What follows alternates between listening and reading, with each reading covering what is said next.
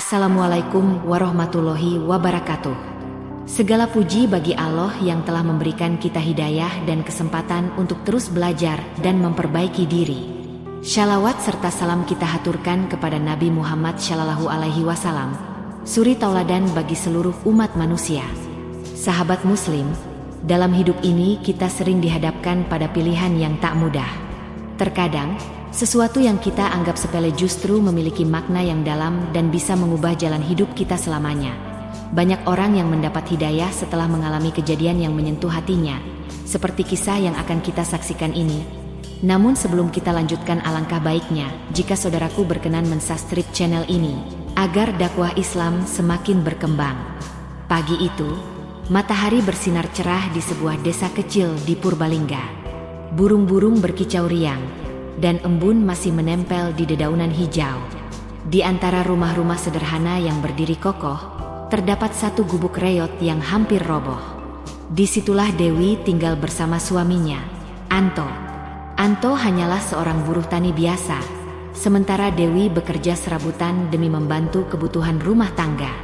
Mereka hidup dalam keterbatasan, tetapi tetap berusaha menjalani hari-hari dengan ikhlas dan penuh syukur. Namun, kebahagiaan sederhana mereka selalu terusik oleh satu hal, perlakuan mertuanya, Nunung dan Ahmad. Setiap kali Dewi berkunjung ke rumah mertuanya, ia selalu menerima kata-kata tajam dan penuh sindiran dari Nunung. Tak peduli betapa kerasnya Dewi bekerja, di mata mertuanya, ia tetap seorang perempuan miskin yang tidak pantas untuk anak mereka. Suatu sore, Dewi dan Anto datang ke rumah mertuanya untuk menghadiri acara keluarga. Namun, begitu mereka menginjakan kaki di halaman rumah besar itu, Nunung sudah menyambut mereka dengan ekspresi tak suka. "Lihat siapa yang datang. Orang miskin yang sok bahagia," ucap Nunung dengan suara lantang, membuat Dewi menundukkan kepala menahan malu.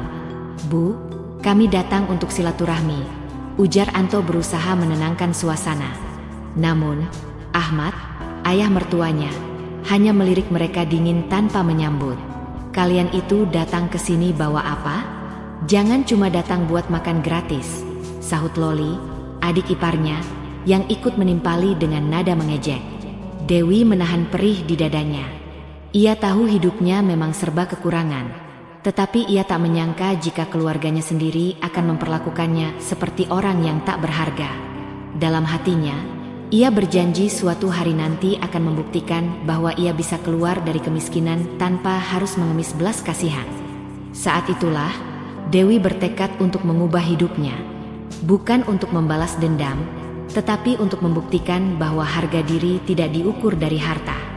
Dan tekad itulah yang akan mengubah segalanya. Sejak hari itu, Dewi mulai berpikir lebih keras tentang bagaimana caranya keluar dari jeratan kemiskinan. Malam itu, ia duduk berdua dengan Anto di depan rumah mereka yang kecil dan sederhana. "Mas, aku nggak mau selamanya seperti ini. Aku ingin kita punya kehidupan yang lebih baik," ucap Dewi dengan penuh harap. Anto menarik napas panjang. Ia paham perasaan istrinya.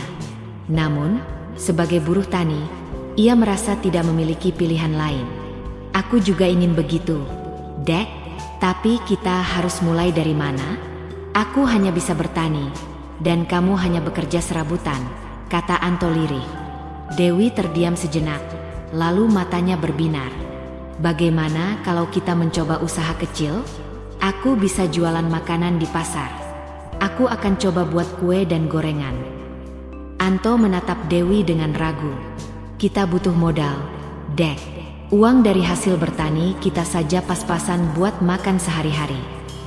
"Aku akan cari cara, Mas. Aku akan pinjam uang dari ibu atau tetangga yang mau membantu," kata Dewi penuh semangat. Keesokan harinya, Dewi mulai mencari pinjaman. Namun, tak ada yang mau membantunya. Bahkan, Nunung dan Ahmad menertawakan usahanya. "Mau jualan? Sudah miskin, malah mau rugi. Dasar bodoh," ejek Nunung. Dewi tidak menyerah. Dengan tabungan seadanya, ia mulai membuat gorengan dan kue sederhana.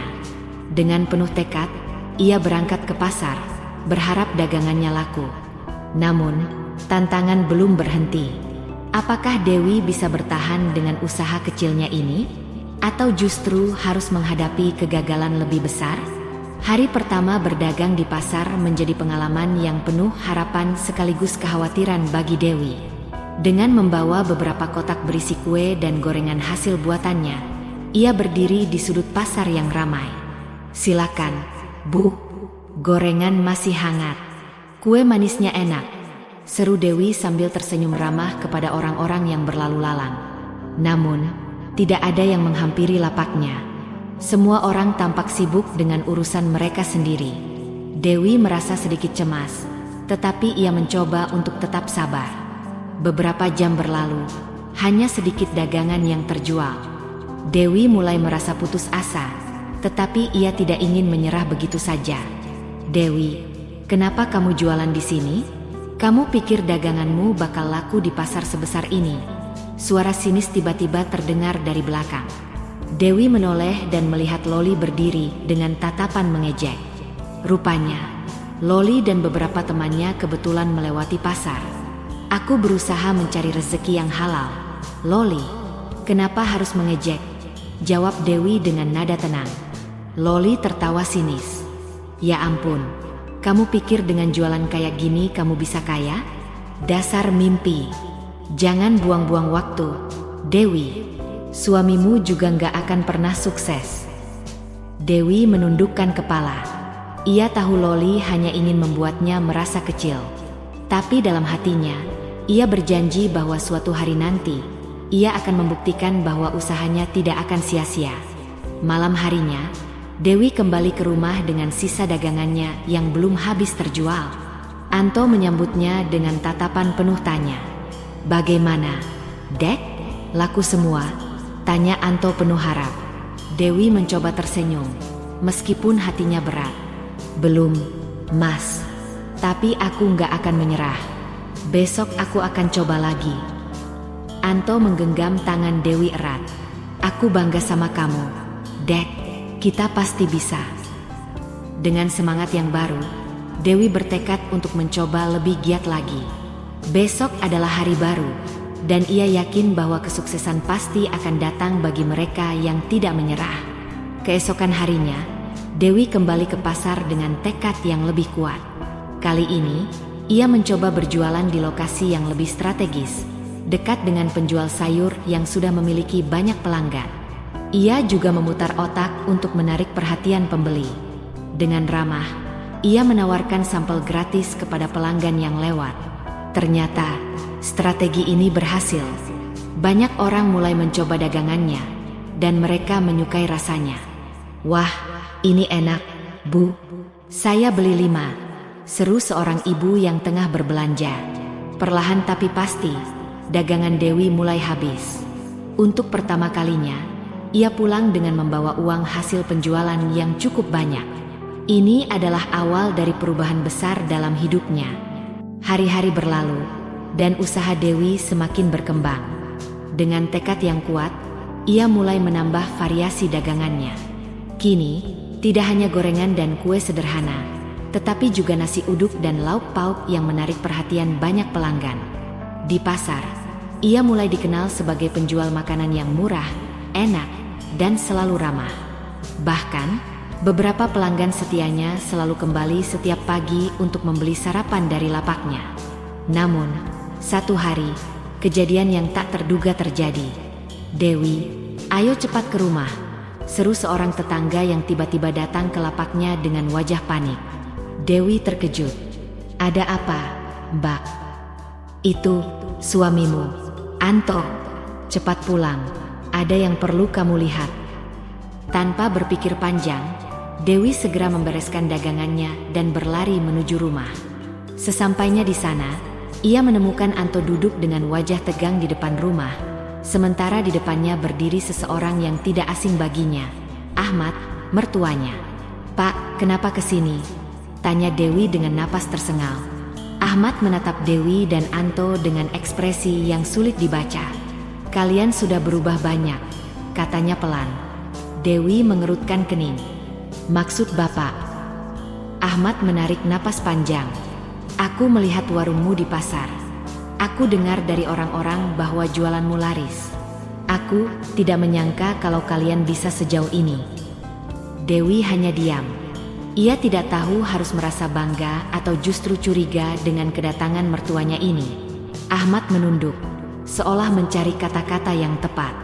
Nunung sakit dan keadaan di rumah tidak seperti dulu lagi. Dewi dan Anto saling berpandangan.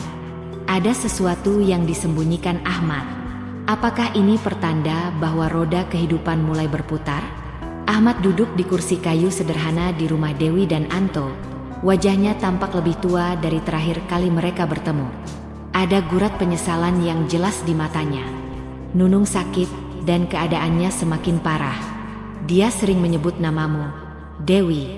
Dia ingin bertemu denganmu, ujar Ahmad dengan suara yang bergetar. Dewi menghela napas panjang. Hatinya bergejolak antara perasaan sakit atas hinaan masa lalu dan rasa iba terhadap kondisi mertuanya.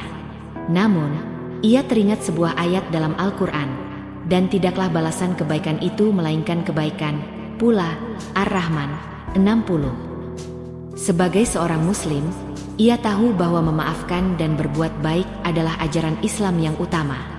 Dewi bangkit dan menatap suaminya. Mas, bagaimana menurutmu? Anto mengangguk. Bagaimanapun, mereka tetap orang tua kita. Kita harus menolong mereka. Dengan niat tulus, Dewi dan Anto pergi ke rumah mertuanya. Saat tiba di sana, mereka melihat Nunung yang terbaring lemah di tempat tidur. Wajahnya pucat dan tubuhnya tampak ringkih. Saat melihat Dewi, air mata mengalir di pipinya. Dewi, maafkan aku. Aku telah banyak menyakitimu. Aku dulu begitu sombong, terlalu bangga dengan harta, hingga lupa bahwa semua ini hanya titipan Allah. Dewi duduk di sampingnya dan menggenggam tangannya. Bu, semua sudah berlalu. Saya sudah memaafkan ibu sejak lama. Yang terpenting sekarang adalah ibu beristirahat dan mendekatkan diri kepada Allah. Nunung terisak.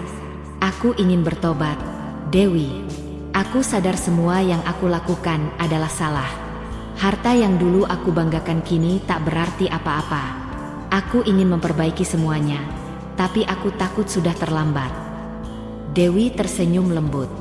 Tidak ada kata terlambat untuk bertobat, Bu. Allah itu Maha Pengampun. Selagi kita masih diberi kesempatan, kita harus memanfaatkannya. Saya akan menemani ibu untuk lebih banyak berzikir dan membaca Al-Quran. Dewi mulai membacakan surah-surah pendek, dan Nunung perlahan mengikuti dengan terbata-bata. Dalam hati, Dewi bersyukur atas hidayah yang diberikan kepada keluarganya. Ia kini mengerti bahwa kesabaran dan ketulusan adalah kunci dalam menghadapi ujian hidup. Di luar rumah, Ahmad menatap istrinya dengan mata berkaca-kaca. Ia lalu menoleh kepada Anto. Nak, aku ingin tinggal bersamamu. Aku ingin belajar lebih banyak tentang agama dan mendekatkan diri kepada Allah. Anto mengangguk. Kami akan selalu menerima Bapak, karena keluarga adalah amanah dari Allah. Hari itu menjadi titik balik bagi keluarga mereka. Perlahan, hubungan yang dulu penuh kebencian mulai berubah menjadi kasih sayang dan keikhlasan.